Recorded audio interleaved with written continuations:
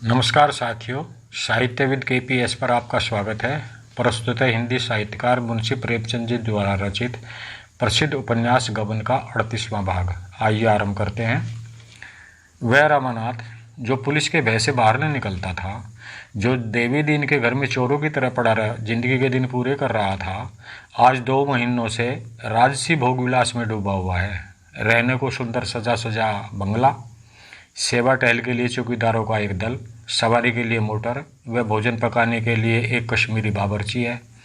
बड़े बड़े अफसर उसका मुंह ताका करते हैं। उसके मुंह से बात निकली नहीं कि पूरी हुई। इतने ही दिनों में उसके मिजाज में इतनी नफासत आ गई है मानो वह खानदानी रईस हो। विलास ने उसकी विवेक बुद्धि सम्मोहित सा कर दिया है।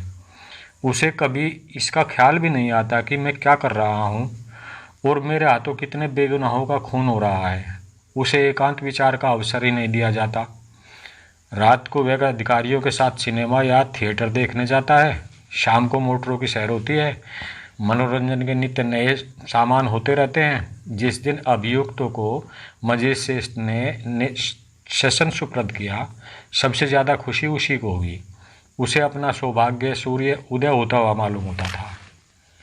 पुलिस को मालूम था कि सेशन जज के इजलास में ये बाहर ना होगी, क्योंकि संयोग से जज हिंदुस्तानी थे और निष्पक्षता के लिए बदनाम। पुलिस हो या चोर, उनकी निगाह में बराबर था। वे किसी के साथ रियायत न करते थे। इसलिए पुलिस ने रमा को एक बार उन स्थानों की सैर कराना जरूरी समझा जहां वारदातें हुई थी। एक जमींदार की सजी सजाई कोठी में डेरा पड़ा। दिन भर लोग शिकार खेलते, रात को ग्रामोफोन सुनते, ताश खेलते और बजरों पर नदियों की सैर करते। ऐसा जान पड़ता था कि कोई राजकुमार शिकार खेलने निकला है।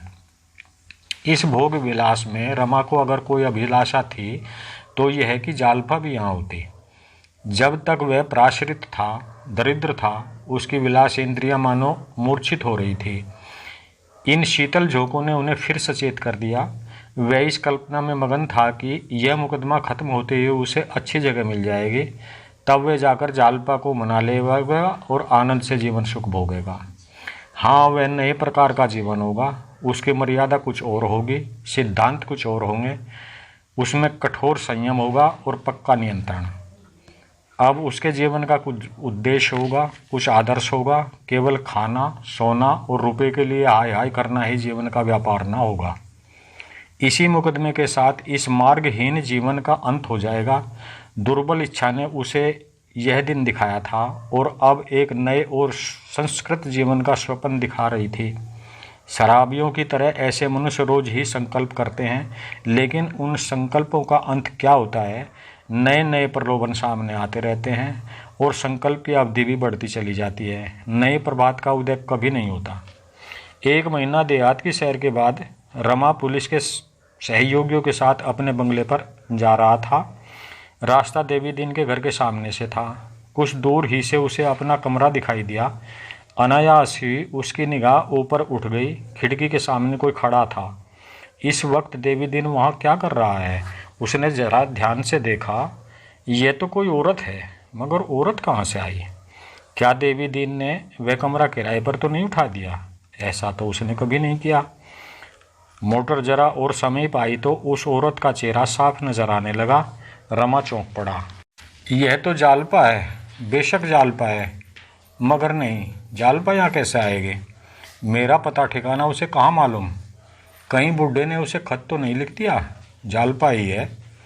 नायब दरोगा मोटर चला रहा था। रमा ने बड़ी मित्रता के साथ कहा, सरदार साहब 1 मिनट के लिए रुक जाइए, मैं जरा देवी दीन से एक बात कर लूँ। नायब ने मोटर जरा धीमी कर दी, लेकिन फिर कुछ सोचकर आगे बढ़ा दिया। रमा ने तेज होकर कहा, आप तो मुझे कैदी बनाए हुए हैं। नायब ने खिसिया कर कहा, आप तो जानते हैं डिप्टी साहब कितनी जल्द जामे से बाहर हो जाते हैं। बंगले पर पहुंचकर रमा सोचने लगा, जालपा से कैसे मिलूं? वहाँ जालपा ही थी। इसमें अब कोई उसे सुबहाना था। आंखों को कैसे धोखा देता? हृदय में एक ज्वाला सी उठी हुई थी। क्या करूं, कैसे जाऊं? उसे कपड़े उतारने की सुधि भी न रही। 15 मिनट तक वह कमरे के द्वार पर खड़ा रहा। कोई हिकमत न सूझी। लाचार पलंग पर लेटा रहा। जरा ही देर में वह फिर उठा और सामने शहर में निकल आया। सड़क पर उसी वक्त बिजली की रोशन हो गई। फाटक पर चौकीदार खड़ा था। रमा को उस पर इस समय इतना क्रोध आया कि गोली मार दे। अगर मुझे कोई अच्छी जगह मिल गई तो एक एक को समझूंगा। तुम्हें तो डिसमिस करा के छोड़ूंगा। कैसा शैतान की तरह सिर पर सवार है। मुंह तो देखो जरा, मालूम होता है करी की दुम है। वहारे आपकी पगड़ी। कोई टोकरी धोने वाला कुली है। अभी कुत्ता भूख पड़े तो आप दुम दबा कर भागेंगे, मगर यहाँ ऐसे डटे खड़े हैं मानो किसी किले के द्वार की रक्षा कर रहे हैं। एक चौकीदार ने आकर कहा, इंस्पेक्टर साहब ने बुलाया है, कुछ नए तवे मंगवाए हैं। रमान ने झल्ला कर कहा, मुझे इस वक्त फुर्सत नहीं है। फिर सोचने लगा, जालपा यहाँ कैसे आई? अकेले आई है या कोई और साथ है? जालिम ने बुड्ढे से 1 मिनट भी बात नहीं करने दिया। जालपा पूछेगी तो जरूर कि क्यों भागे थे। साफ साफ कह दूंगा, उस समय और कर ही क्या सकता था, पर इन थोड़े दिनों के कष्ट ने जीवन का प्रश्न तो हल कर दिया। अब आनंद से ज़िंदगी कटेगी। कोशिश करके उसी तरफ अपना तबादला करवा लूँगा। यह सोचते सोचते रमा को ख्याल आया कि जालपा भी यहाँ मेरे साथ रहे तो क्या अर्ज है। बाहर वालों से मिलने की रोक टोक है, जालपा के लिए क्या रुकावट हो सकती है। लेकिन इस वक्त इस प्रश्न को छेड़ना उचित नहीं। कल इसे तय करूँगा। देवी दिन भी विचित्र जीव है। पहले तो कई बार आया, पर आज उसने भी सन्नाटा खींच लिया। कम से कम इतना तो हो ही सकता था कि आकर पहरे वाले कांस्टेबल से जालपा के आने की खबर मुझे देता। फिर मैं देखता कि कौन जालपा को नहीं आने देता। पहले इस तरह की कैद जरूरी थी, पर अब तो मेरी परीक्षा पूरी हो चुकी। शायद सब लोग खुशी से राजी हो जाएंगे। रसोलिया थाली लाया। मांस एक ही तरह का था। रमा थाली देखते ही चल्ला गया। इन दिनों रुचिकर भोजन देखकर ही उसे भूख लगती थी। जब तक 4-5 प्रकार का मांस न हो, चटनी अचार न हो, उसकी तृप्ति न होती थी। बिगड़ कर बोला, क्या खाऊं? तुम्हारा सिर? थाली उठा ले जाओ। रसोई ने डरते डरते कहा, हुजूर इतनी जल्द और चीज़ें कैसे बनाता? अभी कुल 2 घंटे तो आए हुए हैं। 2 घंटे तुम्हारे लिए थोड़े होते हैं। अब हुजूर से क्या कहूँ? मत बको हुजूर, बको मत डैम। रसोई ने फिर कुछ न कहा। बोतल लाया, बर्फ़ तोड़कर गिलास में डाला और पीछे हटकर खड़ा हो गया। रमा का इतना क्रोध आ रहा था कि रसोइये को नोच खाए। उसका मिजाज इन दिनों बहुत तेज़ हो गया था। शराब का दौर शुरू हुआ तो रमा का गुस्सा और भी तेज़ हो गया। लाल लाल आंखों से देखकर बोला, चाहूँ तो अभी तुम्हारा कान पकड़कर निकाल दूँ, अभी इसी दम। तुमने समझा क्या है? उसका क्रोध बढ़ता देखकर रसोइया चुपके से सरक गया। रमा ने गिलास लिया और 2-4 लुकमे खाकर बाहर सहन में टहलने लगा। यही धुन सवार थी, कैसे यहाँ से निकल जाऊँ। एकाएक उसे ऐसा जान पड़ा कि तार के बाहर वृक्षों की आड़ में कोई है। हाँ, कोई खड़ा उसकी तरफ ही ताक रहा है। शायद इशारे से अपनी तरफ बुला भी रहा है। रमानाथ का दिल धड़कने लगा। कहीं षड्यंत्रकारियों ने उसके प्राण लेने की तो नहीं ठानी है। यह शंका उसे सदैव बनी रहती थी। इसी ख्याल से वह रात को बंगले से बाहर बहुत कम निकलता था। आत्मरक्षा के भाव से उसे अंदर चले जाने की प्रेरणा की। उसी वक्त एक मोटर सड़क पर निकली। उसके प्रकाश में रमा ने देखा वह अंधेरी छाया स्त्री है। उसकी साड़ी साफ नजर आ रही थी। फिर उसे ऐसा मालूम हुआ कि वह स्त्री उसकी ओर आ रही है। उसे फिर शंका हुई, कोई मर्द यह वेश बदलकर मेरे साथ छल तो नहीं कर रहा है। वह ज्यों-ज्यों पीछे हटता गया, वह छाया उसकी ओर बढ़ती गई, यहाँ तक कि तार के पास आकर उसने कोई चीज़ रमा की तरफ फेंकी। रमा चीख मारकर पीछे हट गया, मगर वह केवल एक लिफाफा था। उसे कुछ तस्कीन हुई। उसने फिर जो सामने देखा तो वह छाया अंधकार में विलीन हो गई थी। रमा ने लपक कर वह लिफाफा उठा लिया। भय भी था और कौतूहल भी। भय कम था, कौतूहल अधिक। लिफाफे को हाथ में लेकर देखने लगा।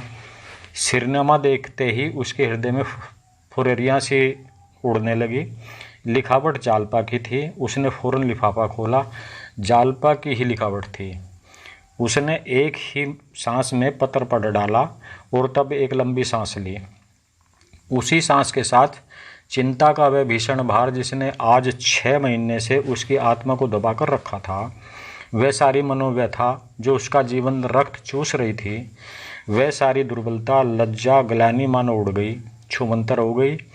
इतनी स्फूर्ति, इतना गर्व, इतना आत्मविश्वास उसे कभी ना हुआ था। पहली सनक ये सवार हुई, अभी चलकर दरोगा से कह दूं मुझे इस मुकदमे से कोई सरोकार नहीं है। लेकिन फिर ख्याल आया, बयान तो अब हो ही चुका, जितना अब यश मिलना था मिल चुका, अब उसके फल से क्यों हाथ धोऊं। मगर इन सबों ने मुझे कैसा चकमा दिया है और अभी तक मुगालते में डाले हुए हैं। सब के सब मेरी दोस्ती का दम भरते हैं, मगर अभी तक असली बात मुझसे छिपाए हुए हैं। अब भी इन्हें मुझ पर विश्वास नहीं। अभी इसी बात पर अपना बयान बदल दूं तो आटे दाल का भाव मालूम हो। यही न होगा, मुझे कोई जगह न मिलेगी। भला से इन लोगों के मंसूबे तो खाक में मिल जाएंगे, इस दगाबाजी की सज़ा तो मिल जाएगी, और यह कुछ न सही इतनी बड़ी बदनामी से तो बच जाऊंगा। यह सब शरारत ज़रूर करेंगे, लेकिन झूठा इल्ज़ाम लगाने के सिवा और कर ही क्या सकते हैं। जब मेरा यहाँ रहना साबित ही नहीं तो मुझ पर दोष ही क्या लग सकता है। सबों के मुंह में कालिक लग जाएगी, मुंह तो दिखाया न जाएगा, मुकदमा क्या चलाएंगे। मगर नहीं, इन्होंने मुझसे चाल चली है तो मैं भी इनसे वही चाल चलूँगा। कह दूँगा अगर मुझे आज कोई अच्छी जगह मिल जाएगी तो मैं शहादत दूंगा, वरना साफ कह दूंगा इस मामले से मेरा कोई संबंध नहीं तो पीछे से किसी छोटे मोटे थाने में नायब दरोगा बनाकर भेज दें और वहाँ सड़ा करूँ लूँगा इंस्पेक्टरी, और कल 10 बजे मेरे पास नियुक्ति पत्र परवाना आना चाहिए। वह चला कि इसी वक्त दरोगा से कह दूं, लेकिन फिर रुक गया। एक बार जालपा से मिलने के लिए उसके प्राण तड़प रहे थे। इसके प्रति इतना अनुराग, इतनी श्रद्धा उसे कभी न हुई थी, मानो वह कोई देवी शक्ति हो जिसे देवताओं ने उसकी रक्षा के लिए भेजा हो। 10 बज गए थे। रमानाथ ने बिजली गुल कर दी और बरामदे में आकर जोर से किवाड़ बंद कर दिए, जिससे पहरे वाले सिपाही को मालूम हो अंदर के किवाड़ बंद करके सो रहे हैं। वह अंधेरे बरामदे में 1 मिनट खड़ा रहा, तब आहिस्ता से उतरा और कांटेदार ग्रेसिंग के पास आकर सोचने लगा, उस पार कैसे जाऊं। शायद अभी जालपा बगीचे में ही देवी दीन जरूर उसके साथ होगा। केवल यही तार उसकी राह रोके हुए था। उसे कूद जाना असंभव था। उसने तारों के बीच होकर निकल जाने का निश्चय किया। अपने सब कपड़े समेट लिए और कांटों को बचाता हुआ सिर और कंधों को तार के बीच में डाला, पर न जाने कैसे कपड़े फंस गए। उसने हाथ से कपड़ों को छुड़ाना चाहा तो आस्तीन कांटों में फंस गई। धोती भी उलझी हुई थी। बेचारा बड़े संकट में पड़ा, न इस पार जा सकता था न उस पार। जरा भी असावधानी हुई और कांटे उसकी देह में चुभ जाएंगे। मगर इस वक्त उसे कपड़ों की परवाह न थी। उसने गर्दन आगे बढ़ाई और कपड़ों को लंबा चीरा लगाता हुआ उस पार निकल गया। सारे कपड़े तार तार हो गए, पीठ में भी कुछ खरोंचे लगे, पर इस समय कोई बंदूक का निशाना बांध कर भी उसके सामने खड़ा हो जाता तो भी वह पीछे न हटता। फटे हुए कुर्ते को उसने वहीं फेंक दिया। गले की चादर फट जाने पर भी काम दे सकती थी, उसे उसने ओढ़ लिया।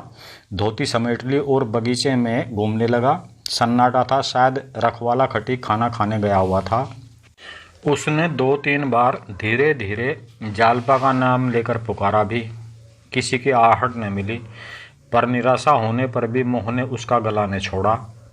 उसने एक पेड़ के नीचे जाकर देखा, समझ गया जालपा चली गई। वह उन्हीं पैरों देवी दीन के घर की ओर चला। उसे जरा भी शौक न था, भला से किसी को मालूम हो जाए कि मैं बंगले से निकल आया हूँ।